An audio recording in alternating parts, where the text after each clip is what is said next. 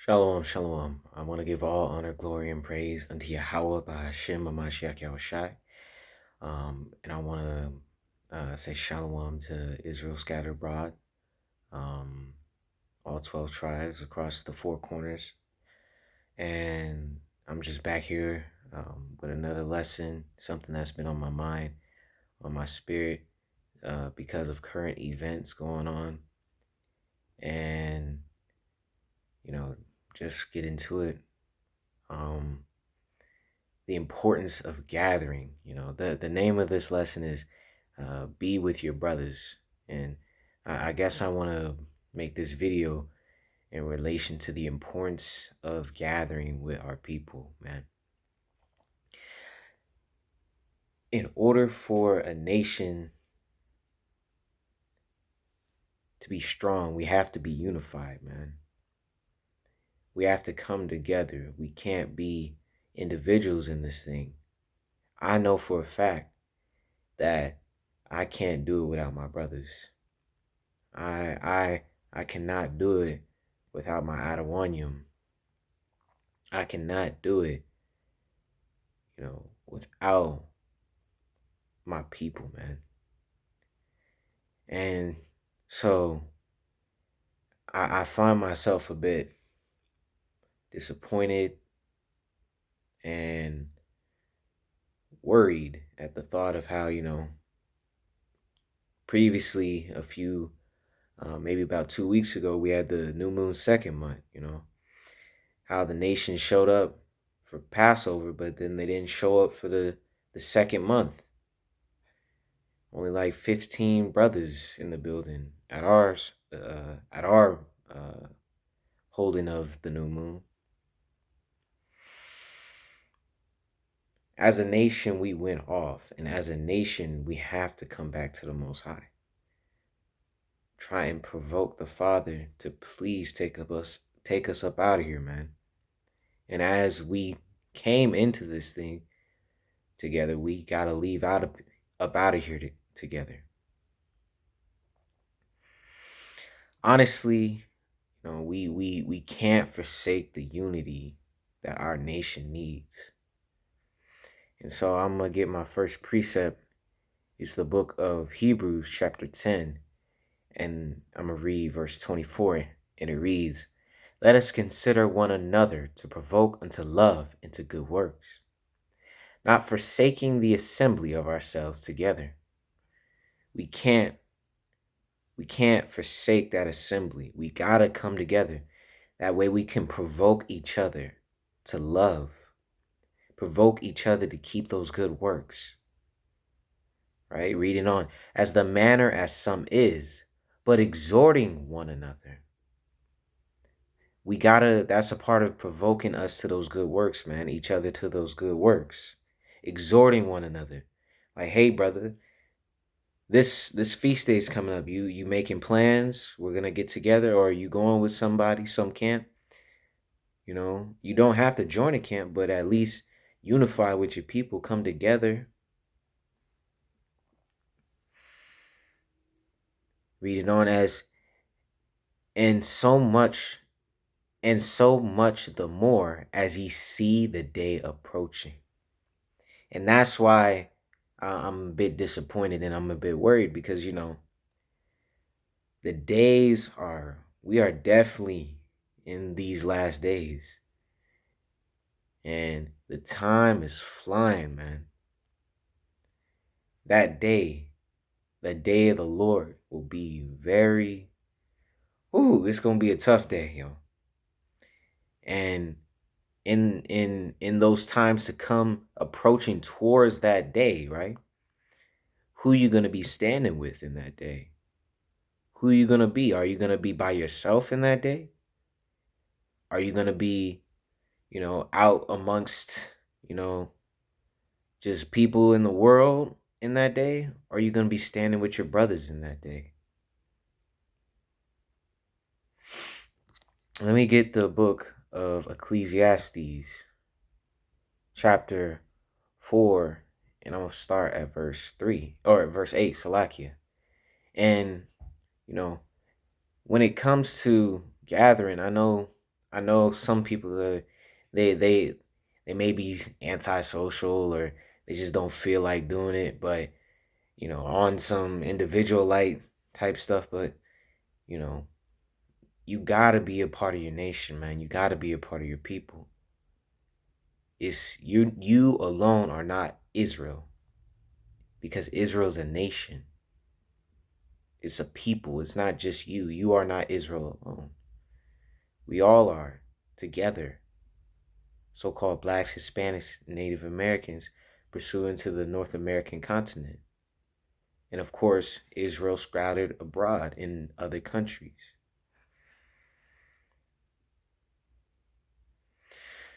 So I'm going to read the book of Ecclesiastes, chapter 4 and verse 8. There is one alone, and there is not a second. Yea, he hath neither child nor brother. Yea, is there no end of his labor? Neither is his eye satisfied with riches. Neither saith he, for whom do I labor? And beareth my soul of good. So there's one alone. There's one by himself trying to do this thing, trying to do the labor, do the work. He's on his own. He don't got nobody with him. He don't have a brother with him. He don't have any children with him. He's just trying to do this thing on his own. But when you're on your own and you lead into your own understanding, you're on your own and you think you got it, you're subject to fall off, and nobody's going to be there to correct you. Iron sharpeneth iron. When you are with brothers, they build you up, and when you're with brothers, you can build brothers up. But that can't happen if you're by yourself. If you think, nah, I'll just study for myself, I got it. If you're only doing it just for yourself, it's vain, man. Because this work is not just for self. I don't study with Sons of Thunder just so I can be with brothers and just so I can learn. Just for myself. I'm doing it so I can be a proper teacher. Lord willing, I have a wife. I want to properly be able to teach her. Lord willing, I have children. I want to be able to properly raise and teach them. Lord willing, I'm anywhere in the world and I can hold camp and be a proper teacher unto my people. Just say I'm just anywhere. I can just think to myself, you know what? I'm gonna go exhort the people today. I can just do that anywhere in the world. That's what I want to seek to do. But I can't do that alone. And I'm not doing it just for self. Because laboring just for that, yourself, laboring alone like that, it's ending up in vanity. And read it on. This is also vanity. Yea, it is sore travail. Because all that labor is for naught, man. All that labor, that work is for nothing at that point. Because we are laboring and working to bring back our nation and our people. And if you're not trying to unify with the nation, you're not trying to bring back your people, what are you doing? If you're forsaking the assembly, what are you doing? Read it on. I'm going to read down to verse... No, I'm just keep reading. I'm going to keep reading. Salakia. Verse 9. Two are better than one, because they have a good reward for their labor. For if they fall, the one will lift up his fellow. But woe to him that is alone when he falleth. We have not another to help him up. When you have two together, right, the work can be done a lot more efficiently. It can be done a lot. I guess what I'm trying to say is the work can be done more efficiently. The work can be done with more strength in it, because you have more people pushing the plow now with you. They're plowing the field with you. It's not just you by yourself anymore. Now you can plant more seeds. And now you have a good reward coming in. Maybe out of 100 people out there, you may get one person to listen. But if you have multiple brothers, now you've just doubled that number by 2. All praises. But that's only through you doing it with another brother, with more than just yourself. And then going on to how, like I said, when there are times I fall and I mess up, I have to call a brother. I have to call an ox. I call ox all the time for advice. I talk to my brothers about problems I have. And I'm not gonna lie, I'm guilty, because sometimes I try to think, I got it. But then I have to humble down and realize, like, you know what, I don't have it. Sometimes brothers will ask me, are you okay? And then I'll be like, nah, I'm not. I'm going through this right now, and I'm trying to figure out how to overcome that thing. And I don't have the answer. And just so happen that brother may just have the answer. Or if he don't have the answer, he'll direct me to a brother who does. Because that's us being part of the unification of the nation. That's us having that brotherly love. That's us letting that love, provoking each other to that love, looking out for our brothers, exhorting our brothers.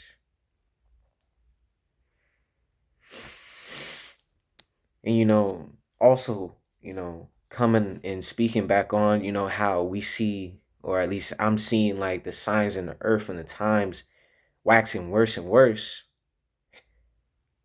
I mean, whoa, man. If you're alone in that day, I personally, I don't have any wife or children, but I know some brothers, they got wives, they got kids. And if you're a brother, you got a wife and kid, and you're alone, you're not with any kind of body, you're not around any other brothers, you're not seeking that unification. What will you do in that day, man? You'll be alone to defend your family and all that. And you know what? I know not what would happen. You'd only really have your faith in that day, man. And you can also find surety and safety in brothers. Because it may not always be like a dangerous situation where you coming up against an enemy coming at you, but it may also be a situation where you need some wisdom, right? And so I want to get a precept on that, and that's the book of Proverbs, chapter 11 and verse 14, and it says, "Where no counsel is, the people fall, but in the multitude of counselors there is safety." So say we're in that day and there's something you just don't know. Now you know a lot, but now you're in a situation where you actually may need some counsel. You may need some more knowledge, and you don't have access to that. Well, guess what? You have your brother on your right side. He can help you through that thing now, because we're together as a people, a unit, and we're gonna be able um, to go through that situation, man. But and especially even now, before those days, even now in these times before junk is really bad, I definitely need brothers. That's why I always make sure I'm on lessons. That's why I'm always trying to make sure I'm on the Friday night call. That's why I'm always trying to make sure I'm at camp at feast days, so I can always get the knowledge and wisdom, because it's there for us to learn, and we got to seek it earnestly.